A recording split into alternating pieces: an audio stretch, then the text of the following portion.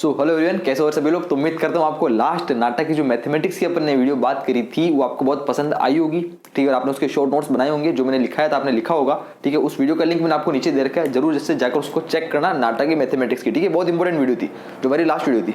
अब हम बात करें आज की वीडियो के अंदर किसकी, नाटा फिजिक्स के बारे में, कि भैया नाटा मैथमेटिक्स के अंदर तो आपने बता दिया, अब फिजिक्स के अंदर भी बता दो कि क्या क्या सिलेबस सब कुछ रहने वाला है। और साथ ही साथ के अंदर आपको चीज़ें बोलना चाहता हूँ कि अभी तो हम वीडियोस के अंदर सिलेबस की बात कर रहे हैं, जैसे हमने लास्ट मैथमेटिक्स के बारे में बात करी। आगे आने वाली वीडियोस के अंदर आपको इन सभी के शॉर्ट नोट्स, इन सभी चीज़ों की जितना मुझसे हो सका देंगे, अच्छा खासा मटेरियल आपको प्रोवाइड करूंगा, टेंशन नहीं लेनी है, बस लगे रहो आप, बस आपकी तरफ से मेहनत पूरी करनी है। तो मैं क्या करूंगा, सेम चीज़ यहाँ पर लिखता जा रहा हूँ जल्दी से, जैसे आप जल्दी जल्दी लिखते रहोगे जल्दी से वीडियो खत्म कर देंगे। जल्दी से कॉपी और एक पेन निकाल लो और लिखते रहो जल्दी, जो मैं टॉपिक लिखता जा रहा हूँ। ठीक है, देखो सबसे पहले बात करते हैं कि आपको पता होगा मैंने मैथमेटिक्स को भी दो सेक्शन में डिवाइड कर दिया था। ठीक है, पहला जो था वो 9th 10th की थी, और दूसरी जो थी वो कौन सी थी, लॉजिकल रीजनिंग टाइप की मैथमेटिक्स थी।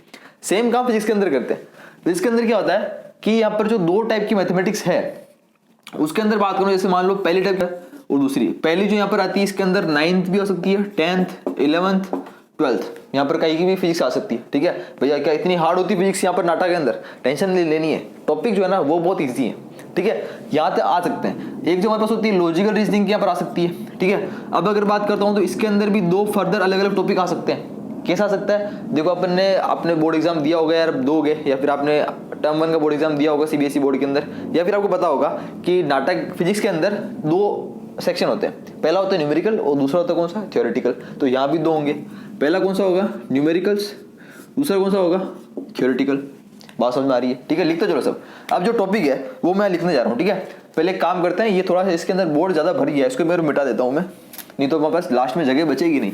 ठीक है, तो आप बोलने का मतलब समझ गए एक्चुअली मतलब क्या है ना, तो ये हमको थोड़ा ध्यान रखना होगा। ठीक है, तो पहले क्या होगा, अब ये जो भी टॉपिक है, जितनी भी टाइप्स की मैथमेटिक्स जबकि फिजिक्स है, उन सबको मैं एक साथ लिखता जा रहा हूँ। ठीक है, तो लिखते चलेंगे। नंबर 1 जो टॉपिक है हमारे पास वो है कौन सा, स्पीड।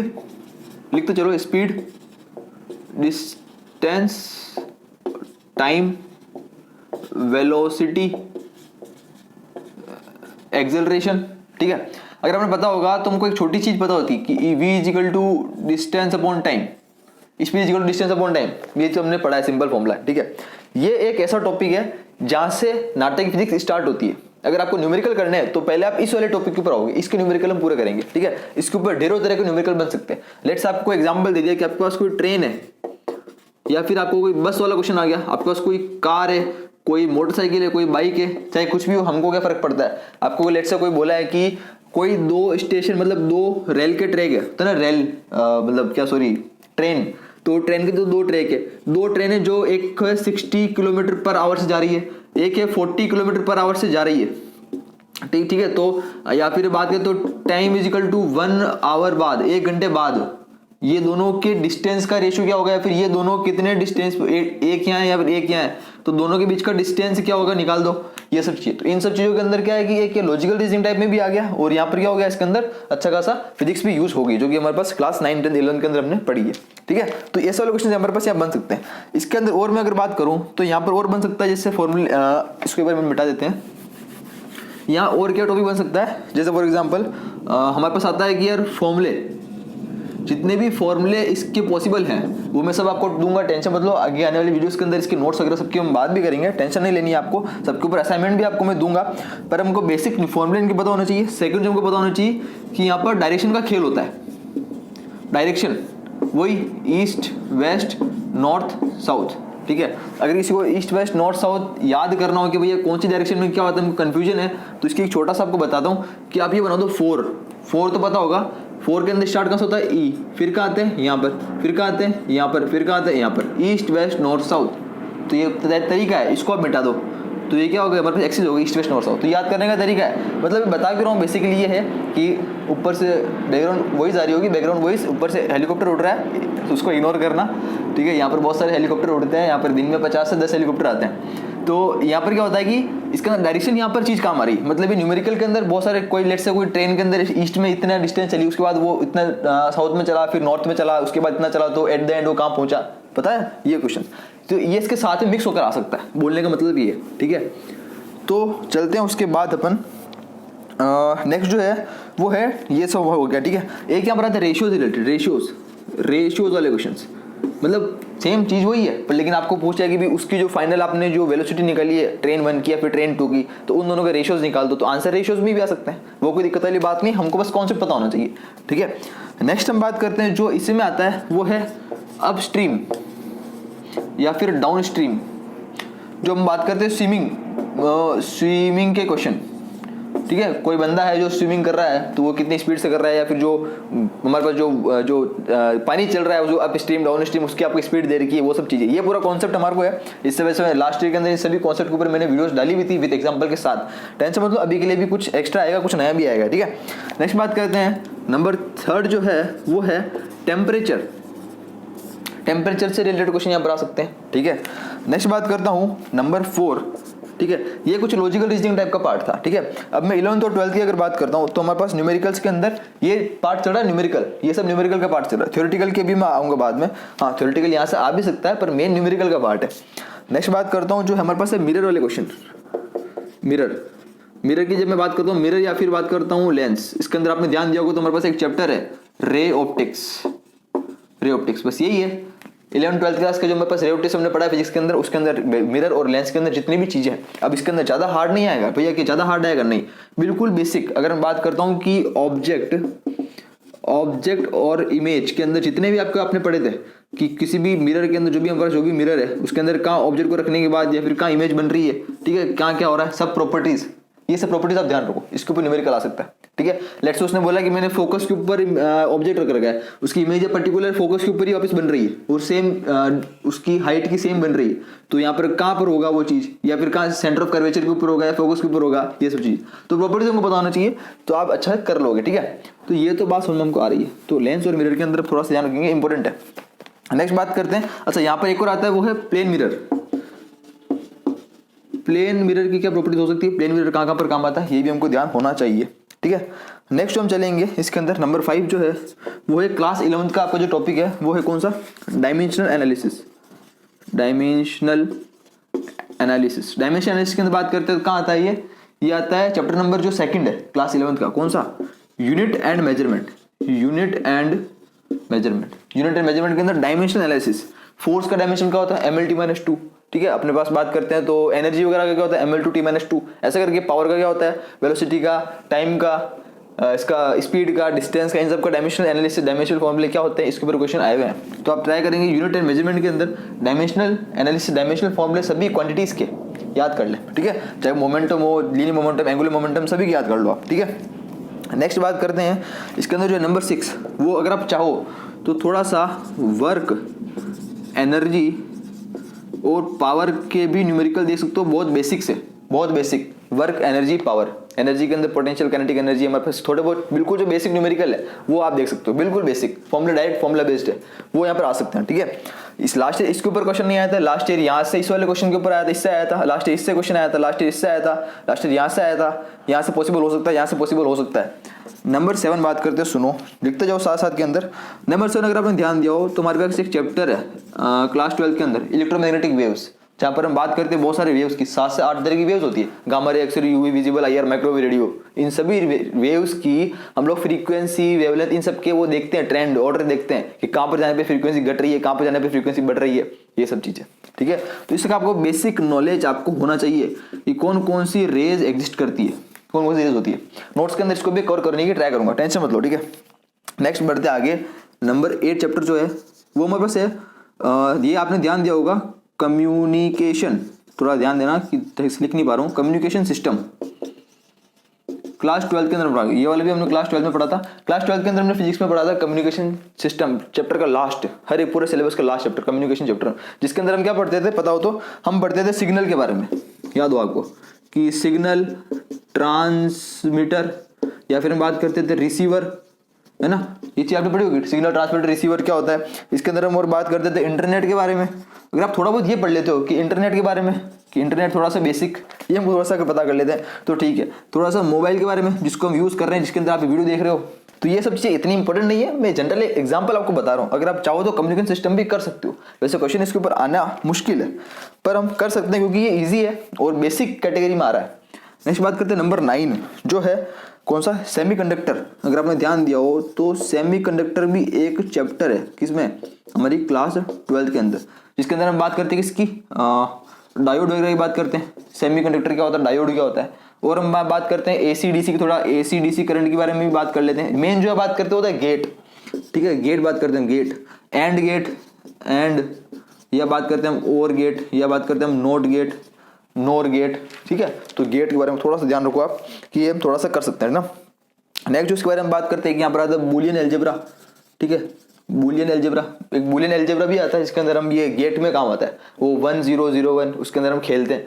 तो ये सब चीजें थोड़ा सा आपको रिवाइज कर लो, बस कुछ नहीं करना भैया। ये बोर्ड के अंदर तो वैसे आ ही रहा है, टेंशन तो है ही नहीं, वैसा पढ़ोगे तो सही, तो दिक्कत ही क्या यार, बिल्कुल बेसिक तो हमको पता है ना, ज्यादा हार्ड नहीं आएगा, पर टेंशन नहीं लेनी, ठीक है। तो मैं इसको लिखा रहा हूँ ताकि आ सकते हैं चांसेस है। नेक्स्ट बात करते हैं नंबर 10, जो कि यहाँ इंपॉर्टेंट है, थोड़ा सा ये ध्यान देना यहाँ पर। नंबर 10 जो बात करूंगा वो है रोटेशनल मोशन। भैया ये किस चैप्टर का नाम ले लिया आपने, रोटेशनल मोशन, इतना भारी चैप्टर, क्लास 11 का चैप्टर आपने पढ़ा होगा। करना कुछ नहीं, पूरा चैप्टर नहीं पढ़ना आपको, सिंपल इस चैप्टर की न्यूमेरिकल नहीं करना है, इस चैप्टर की ओनली डेफिनेशन, ये थ्योरेटिकल पार्ट, ओनली डेफिनेशन करनी है। इसके अंदर क्या क्या हम पढ़ते हैं, एक हम पढ़ते हैं एंगुलर मोमेंटम क्या होता है, एक हम पढ़ते हैं लीनियर मोमेंटम क्या होता है, angular momentum, linear momentum, kinetic energy, potential energy पढ़ते हैं, angular kinetic energy, angular potential energy, या फिर हम एंगुलर मोमेंटम पढ़ते हैं, ये तो हो ही गया है। उसके बाद हम पढ़ते हैं रेडियस ऑफ जायरेशन, वो क्या होती है, रेडियस ऑफ जायरेशन पढ़ते हैं। और हम यहाँ पढ़ते हैं हाँ सेंटर ऑफ मास, एक हम पढ़ते हैं मोमेंट ऑफ इनर्शिया, अलग अलग तरह के moment of inertia, standard moment of inertia. यहाँ पर हम पढ़ते हैं थोड़ी सी थ्योरम पढ़ते हैं कि parallel axis theorem, perpendicular axis theorem क्या होती है, वो हम थोड़ी सी पढ़ते हैं। ये सब कुछ लास्ट ईयर यहाँ से क्वेश्चन आया था, एंगुलर मोमेंटम, इस लीनियर मोमेंटम, यहाँ से क्वेश्चन आया था। इसलिए आपको बोलना चाह रहा हूँ कि इसके जितने भी टॉपिक्स है इन सबके बेसिक डेफिनेशन भी अगर एटलीस्ट हम कर लेते हैं तो भी हम फेस को अच्छा खासा कवर कर रहे होंगे, हमको डर नहीं लगेगा, ठीक है। ये चीज हमको क्या है ना यार, एग्जाम में देखो लास्ट ईयर जो आ गया वो तो पढ़ना ही है, पर साथ ही साथ के अंदर कुछ एक्स्ट्रा भी पढ़ना होगा ना, क्योंकि जरूरी तो नहीं है ना सबके सब सेम टॉपिक रिपीट हो जाए, कुछ एक्स्ट्रा भी आ सकता है, इधर उधर से भी आ सकता है, तो हमको साथ साथ में सब चीज़ करनी होगी। नेक्स्ट जो मैं बात करता हूँ, हमारे पास जो है ये तक तो क्लियर है, ठीक है।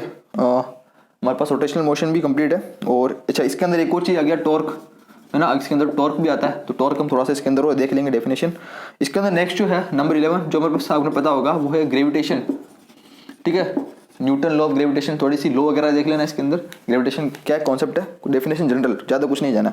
नेक्स्ट नंबर 12 जो है अवार्ड पढ़ा होगा कि thermal properties of matter, thermal properties of matter. Thermal properties of matter के अंदर हम लोग क्या पढ़ते हैं, हम लोग पढ़ते हैं यहाँ पर कि टेम्परेचर के बारे में पढ़ते हैं, ठीक है, टेम्परेचर से ग्राफ जो है क्वेश्चन आते हैं, ठीक है, बॉइलिंग पॉइंट, मेल्टिंग पॉइंट वगैरह आप थोड़ा ध्यान रखेंगे, टेम्परेचर के बारे में क्वेश्चन आते हैं। इसके बाद जो यहाँ से क्वेश्चन और बन सकता है वो हमारे पास गैस के बारे में आता है। यहाँ पे इसके बारे में क्या क्या पढ़ते हैं, गैस के बारे में पढ़ते हैं, गैस का वॉल्यूम के बारे में पढ़ते हैं, और क्या पढ़ते हैं इसके अंदर पढ़ते हैं हम थोड़ा सा एक्सपांशन कंप्रेशन के बारे में पढ़ते हैं। ये सेम चीज़ हम पढ़ते हैं बताओ तो थर्मोडाइनेमिक्स, तो थर्मोडाइनेमिक्स भी इंपॉर्टेंट हो गया है, क्योंकि ये भी क्या बेसिक है, यहाँ पर न्यूमेरिकल नहीं बन सकता ना, यहाँ पर क्या डेफिनेशन जनरल नॉलेज है, सिंपल, ठीक है। तो आप ये चीज़ों का भी थोड़ा ध्यान रख सकते हो। वैसे हम ये क्लास 11th का, वैसे ये 11th का है, ये भी 11th का है, ठीक है, ये भी 11th का है, तो इसको आप पढ़ने का थोड़ा टाइम नहीं होगा, हो सकता है बोर्ड के लिए भी पढ़ो, तो बोर्ड वाले टॉपिक तो हम कवर कर देंगे साथ साथ के अंदर, जैसे सेमीकंडक्टर हो गया पर, लेकिन ये थोड़ा 11th का है तो थोड़ा सा हमको ध्यान देना होगा यार, ठीक है। नेक्स्ट हम बात करते हैं, यहाँ तक तो पूरी बात क्लियर है भैया, अब तो समझ में आ गया। अच्छा ये तो मेन पार्ट हुआ, अब एक छोटा सा आता है जो कि है ये मेन जो था यहाँ तक से, यहाँ से ये नंबर 4 से लेकर नंबर 12 तक, ये 11th 12th का था, और 1 2 3, और अब जो मैं बताने जा रहा हूँ वो 9th और 10th का है बेसिकली, है ना। और 9th और 10th का मेन जो बोलना चाह रहा हूँ कौन सा है नेक्स्ट जो है वो सुनो।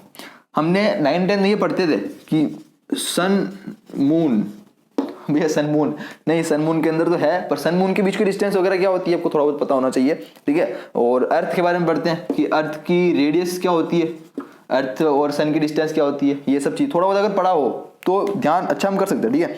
नेक्स्ट हम बात करते हैं, इसमें आता है रेनबो वगैरह के बारे में, और छोटा मोटा मतलब सिंपल चीज़ें कि रेनबो हम देख रहे हो तो हमारे जो वो कलर जो होता है ना, आपने देखा होगा 7 कलर होते हैं, विब्योर, VIBGYOR, तो किसकी लेंथ वगैरह, फ्रीक्वेंसी, वेवलेंथ वगैरह, इसके हिसाब से कौन सा क्या काम कर रहा है। और हम बात करते हैं हाँ स्टार्स, इसमें एक और आ गया स्टार्स, ये लास्ट यहाँ से क्वेश्चन आया था स्टार्स, ये स्टार्स चमकते क्यों है, ट्विंकलिंग ऑफ स्टार्स का रीजन क्या होता है, इसको बोलते हैं रिफ्रैक्शन, ठीक है। अब रिफ्रैक्शन से एक और निकल कर आता है कि यहाँ पर आप वेव ऑप्टिक्स और रे ऑप्टिक्स के अंदर रिफ्लेक्शन और रिफ्रैक्शन भी पढ़ते हो, तो इसको भी अच्छे से कर लेंगे अपन, रिफ्लेक्शन और रिफ्रैक्शन, ये चीज़ रे ऑप्टिक्स के अंदर ध्यान देंगे, ठीक है। यहाँ से निकल कर ये चीज आ गया। तो स्टार्स के बारे में थोड़ा पढ़ेंगे, स्टार्स को चमकती है, लास्ट आया था। अब सेम क्वेश्चन तो रिपीट नहीं होगा पर लेकिन हाँ इन चीज़ों के बारे में बेसिक आप जो भी अंतरिक्ष है इसमें थोड़ा सा ज्ञान होना हमको जरूरी है। सब 9-10 का थोड़ा सा पढ़ लेना हो जाएगा आपका काम, ज़्यादा घबराने की जरूरत नहीं है। इलेक्ट्रोमैग्नेटिक वेव्स में बता ही चुका हूँ कि यहाँ बात कर ली थी मैंने, ये इलेक्ट्रोमैग्नेटिक वेव्स थोड़ा बहुत 9-10 के अंदर भी है, ठीक है। अच्छा एक यहाँ इंपॉर्टेंट चैप्टर आता है जो ध्यान देना कि क्लास 11 का चैप्टर 1 चैप्टर नंबर 1, किसी ने ध्यान दिया तो क्लास 11 चैप्टर नंबर 1 बताओ तो कौन सा है? हम कभी पढ़ते नहीं है, क्लास 11 का है, क्लास 11 का। हाँ हम कभी इस चैप्टर को पढ़ते नहीं है क्योंकि चैप्टर पूरा थ्योरेटिकल है और ये कोई पढ़ाता भी नहीं स्कूल के अंदर, हमारे तो पढ़ाया भी नहीं था। ये चैप्टर पता होगा तो वो है फिजिकल वर्ल्ड। फिजिकल वर्ल्ड ये एक ऐसा चैप्टर है जिसके अंदर फिजिकल वर्ल्ड मतलब बता रखा है कि एक्चुअली में फिजिक्स होती क्या है। 9-10 के अंदर तो हम जो भी पढ़ते हैं थोड़ा बहुत एक इंट्रोडक्शन पढ़ते हैं, यहाँ पर बता रखा है कि 11-12 क्या फिजिक्स में क्या क्या पढ़ने वाले हो। तो ये चैप्टर अगर आप पढ़ लेते हो तो जहाँ तक मुझे लगता है ये एक ऐसे ब्रह्मास्त्र है कि आप जो मोटा मोटा जो है ना ये चैप्टर जो सारे इन सब की डेफिनेशन आप इस वाले चैप्टर में कवर कर देते हो। एंगुलर मोमेंटम, लीनियर मोमेंटम वगैरह वगैरह वो सब चीज यहाँ आ रही है। तो ये चीज कोई नहीं बताने वाला आपको, ये गारंटेड लिख के दे रहा हूँ। अगर आपको कोई बोल दे कि फिजिक्स के अंदर नाटक के फर्स्ट चैप्टर पढ़ लेना 11th का, तो मुझे आके बोल देना कि भैया इसने मेरे को बता दिया। ये कोई नहीं बताने वाला आपको, कोई भी नहीं बताने वाला आपको कि इस वाले चैप्टर के अंदर सब कुछ आपको मिल जाएगा। फिजिकल वर्ल्ड फिजिक्स के क्लास 11 का चैप्टर नंबर 1, इसके अंदर सब थ्योरेटिकल नॉलेज आपको मिल जाएगा, ठीक है। मतलब मोस्टली मिल ही जाएगा। एक बार इसको पढ़ोगे तो आपको पता चलेगा कि कौन कौन से टॉपिक और छूट रहे हैं, फिर आप उसको वहां जाके पढ़ लोगे, ठीक है। तो ये एक बहुत चीज है। तो ये बोर्ड के तो पॉइंट ऑफ व्यू से इंपॉर्टेंट है नहीं और हमारे एग्जाम में भी नहीं आता, पर लेकिन इसमें बहुत कुछ मिल जाएगा आपको, ठीक है। ये जो मैंने ऑब्जर्व किया वो आपको बता रहा हूँ। नेक्स्ट हम चलते हैं। इसके बाद सुनो एक चीज बता दूं आपको मैं, आपने ये पढ़ा होगा क्लास 10th के अंदर current electricity. Current electricity chapter था क्लास 10th में। करंट इलेक्ट्रिसिटी के अंदर क्या पढ़ते थे हम कि करंट क्या होता है, इलेक्ट्रिसिटी क्या होता है, पता ही है। V इज आई आर, एक फॉर्मूला पढ़ते थे हम, V इज आई आर, पता हो तो आपको V इज आई आर एक फॉर्मूला है। पोटेंशियल डिफरेंस, करंट, रेजिस्टेंस, ऊपर नीचे करके इनसे न्यूमेरिकल बन जाता है। ये न्यूमेरिकल कर लो, पूरी क्लास 10th का न्यूमेरिकल का पोर्शन इतना ही था बस हमारा, ठीक है। अब क्लास 11th और 12th के अंदर तो हमने करंट इलेक्ट्रिसिटी पे अलग अलग बड़े बड़े चैप्टर्स पढ़े, क्लास 12th के अंदर बड़े बड़े डेरिवेशंस पढ़े, वो हमको नहीं करना है। हमको ओनली क्या करना है, ये एक फॉर्मूला है, इस फॉर्मूले को थोड़ा सा देख लो आर पार करके, इसके ऊपर न्यूमेरिकल कर लो छोटे मोटे, बस आपका काम हो जाएगा करंट इलेक्ट्रिसिटी का, ठीक है। क्योंकि क्लास 10th के अंदर आ रहा है इस चैप्टर, इसीलिए मैंने उसको लिखा है। अगर आप चाहो तो इसको क्लास 12th के अंदर, हाँ वैसे हम बोर्ड एग्जाम की तैयारी कर ही रहे हैं तो हमको तो कोई दिक्कत तो है ही नहीं, हम क्लास 12th का नहीं भी पढ़े तो चलेगा क्योंकि हम बोर्ड एग्जाम्स के अंदर फिजिक्स पढ़ रहे हैं, ठीक है। तो उसके अंदर हमारे पास ये चीज डिटेल में आ रही है तो प्रॉब्लम होगी नहीं वैसे आपको जनरली, ठीक है। तो यार इसी के साथ ये हमारे पास जो था नाटक की फिजिक्स की पूरी कहानी थी। उम्मीद करता हूँ कोई चैप्टर छूट तो नहीं गया, देख लेता हूँ कोई टॉपिक ये हो गया है, हो गया। हाँ लगभग हम सब चीज कर चुके हैं और हम थोड़ा ध्यान देंगे कि मिरर के अंदर ये मिरर लेंस जो है इसमें सबकी प्रॉपर्टीज ऑब्जेक्ट इमेज की कहाँ रखने पे क्या बन रहा है थोड़ा ध्यान देंगे। और बाकी तो जो मैंने आपको इंपॉर्टेंट बताई है साथ के अंदर, उम्मीद करता हूँ यार साथ में आपको हर चीज क्लियर है। और यही चीज जो आपको बतानी थी कि नाटा मैथमेटिक्स की पूरा काम क्लियर है, फिजिक्स का पूरा काम क्लियर है, बस सब कुछ आपके हाथ में। अब इंतजार करना नहीं किस चीज का, स्टार्ट कर दो और बस टेंशन मत लो, मैं आपके लिए लेकर आ रहा हूँ जो भी चीज है, इनके बीच जो भी नोट्स वगैरह हैं, जो भी मटेरियल मैंने आपको देना है, असाइनमेंट मैंने आपको देना है, समय के साथ आपको मिलता रहेगा, टेंशन नहीं लेनी है, ठीक है, डरना नहीं है। बस और कुछ चाहिए जरूरत हो तो बस नीचे कमेंट करो, क्या मैं यहाँ कमेंट रिप्लाई नहीं मिलता तो इंस्टाग्राम के ऊपर आके करो। कोई चीज आज समझ में नहीं आई है पहले मैं बोलता हूँ इसका स्क्रीनशॉट ले लो आप एक बार, ठीक है, पहले बार आप इसका स्क्रीनशॉट ले लो। कोई चीज नहीं समझ में आती है इसका स्क्रीनशॉट लेके मुझे वहाँ सर्कल बना के इंस्टाग्राम के ऊपर आके स्क्रीनशॉट बोल के बता देना कि भैया मुझे यहाँ समझ में नहीं आ रहा है, तो मैं आपको वहां बता दूंगा, ठीक है। अगर आप यहाँ तो स्क्रीनशॉट हम शेयर कर नहीं सकते नीचे कमेंट के अंदर, तो आप ये काम कर सकते हो, स्टार्ट कर सकते हो, सब चीज आपको मिलती रहेगी। तो और फिजिक्स मैथमेटिक्स की वीडियो जाकर देखनी है हमको कैसी है, और बस यही चीज यार। और हाँ एक और चीज, आपकी फोन के राइट हैंड साइड के नीचे सब्सक्राइब का बटन आ रहा होगा जिसको दबाने के लिए फिजिक्स और मैथ्स की जरूरत नहीं होती है, उसके अंदर एक छोटा सा आपका एफर्ट चाहिए होगा उसको दबाने का बस, ठीक है। वो मेरे लिए बहुत बड़ा मोटिवेशन, अच्छा लगता है यार आप लोगों के लिए सब कुछ कंटेंट बनाना, ये सब करना दिल से अच्छा लगता है, ठीक है। तो बस आपकी सपोर्ट की जरूरत है तो और सब कुछ अच्छा हो जाएगा। देखते हैं अगला कौन सा टॉपिक हमारा आ रहा है वीडियो के अंदर, मेन टॉपिक हमने खत्म किए और देखते हैं। तो ऐसे के साथ बस आगे आने वाले इतिहास के पन्नों के अंदर अपना नाम टॉपर की लिस्ट के अंदर सबसे ऊपर नाम तुम्हारा होगा। मैं एक चीज जानता हूं और ये चीज तुम भी आज से ठान लो, पढ़ते हो उसके सामने चिपका दो कि हाँ मुझे इस लिस्ट के अंदर नंबर 1 के ऊपर आना है। अपने आसपास सराउंडिंग के अंदर जिन बच्चों को देखते हो क्या है वो टॉप कर रहा है या वो टॉप कर रही है, तो तुम भी कर सकते हो क्योंकि तुम भी उनके जैसे साधारण इंसान हो, तुम भी इंसान ही है। हर एक के अंदर कैपेबिलिटी है, तुम्हारे जैसा इस दुनिया में कोई नहीं है। बाय बाय, टेक केयर, तब तक के लिए गुड बाय, ध्यान रखो अपना, बाय बाय।